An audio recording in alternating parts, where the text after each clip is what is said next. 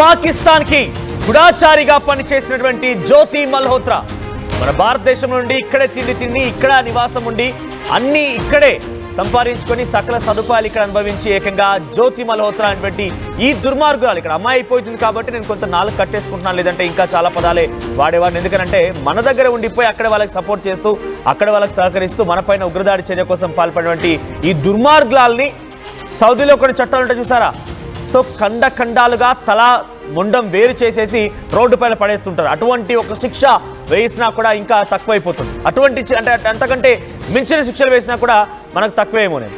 So కేసులో ప్రస్తుతం ఒక సంచలన విషయాలు వెలుగు వచ్చాయి. సో పాకిస్తాన్ డబ్బుతోనే దేశ విదేశాలు పర్యటించి లగ్జరీ హోటల్స్ లో తిరగడం ప్రారంభించిందట. భారత ఆర్మీ సున్నిత సమాచారాన్ని పాకు చేరవేసిందట ఈ జ్యోతి. ఇక టూర్స్ పేరుతో గుడాచార్యం చేసిందట.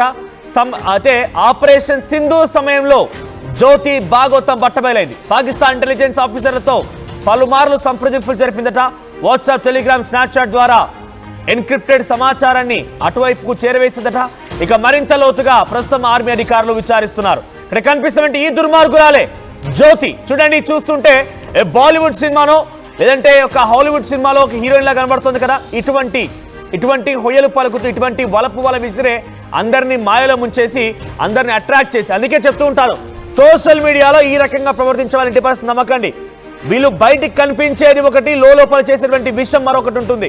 ఇటువంటి దుర్మార్గులని ఈ రకంగా కనిపించేటువంటి వ్యక్తుల్ని ఎట్టి పరిస్థితుల్లో సహించకండి, నమ్మకండి, నమ్మి మోసపోకండి. ఇక్కడ చూడండి, చూడ్డానికి లగ్జూరియస్ గా డ్రెస్ వేసుకొని లావిష్ లైఫ్ లీడ్ చేస్తూ స్విమ్మింగ్ పూల్లో, ఇక్కడ నేను కేవలం జ్యోతిని ఉద్దేశించి మాట్లాడుతున్నాను, సగం బట్టలు వేసుకొని అందరికీ తన హొయ్యలు చూపిస్తూ వలపు వల విసిరేసి అందరినీ కూడా మయభ్రాంత గురి చేసి ఈ వీడియోలు సోషల్ మీడియాలో పోస్ట్ చేసి అందరినీ కొన్ని లక్షల్లో ఫాలోవర్స్ పెంచేసుకుంది.